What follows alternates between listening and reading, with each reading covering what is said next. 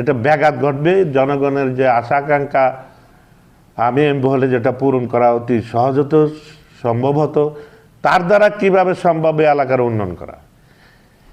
এই এলাকার মানুষের ভাগ্যকে কুঠারাঘাত করেছে যারা এটা ষড়যন্ত্র করেছে, ভোট জালিয়াতি করেছে, ভোট ইঞ্জিনিয়ারিং করেছে। তারা একটা অভিশপ্ত জীবন তাদের ভোগ করতে হবে। যারা এটা ইঞ্জিনিয়ারিং করেছেন, এটা ফলপ্রসূ জনগণ তাদেরকে অভিশাপ দিবে।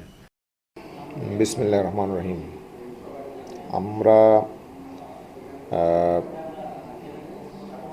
ঢাকা ৫ আসনের সকল জনগণকে যেই বার্তা দিয়ে আমরা এখানে নির্বাচন করেছি, আমরা আবারও আপনাদেরকে বলছি, আমাদের যে অঙ্গীকার সেটা হচ্ছে সন্ত্রাস, সাদাবাজ, মাদক, ইফটিজিং মুক্ত একটি মানবিক বাংলাদেশ, মানবিক ঢাকা ৫।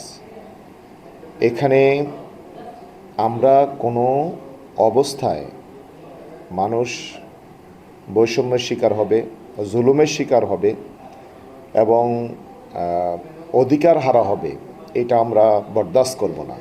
জনগণের অঘোষিত যে এমপি হয়েছেন জামাতের, সে কি পারবে এসব দাবি আদায় করার জন্য বা দাবি জনগণের পূরণ করার জন্য?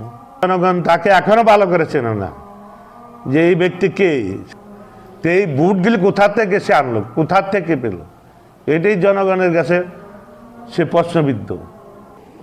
জনগণের রায়ের প্রতি সম্মান জানিয়ে আমরা যেইভাবে এগিয়ে যাচ্ছি সেটা এলাকাবাসী অবগত আছে।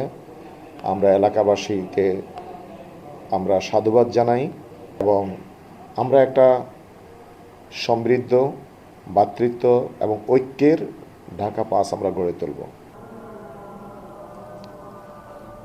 জনগণের জন্য আমার দরজা সবসময় খোলা আছে। নির্বাচনের পর থেকে এখনো পর্যন্ত, এই দিন দুপুর পর্যন্ত, সকাল ৮টা থেকে আমার এখানে মানুষ আসা যাওয়া শুরু করছে যে এলাকার কিভাবে উন্নয়ন হবে, কিভাবে এই যে আমরা এই উন্নয়ন থেকে বঞ্চিত হব কিনা, এলাকার চাঁদাবাজি বন্ধ হবে কিনা, এলাকার মানুষের আশা আকাঙ্ক্ষা পূরণ হবে কিনা।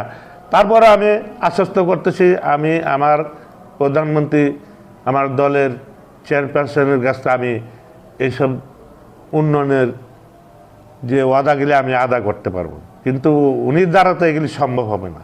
ধন্যবাদ সকলকে।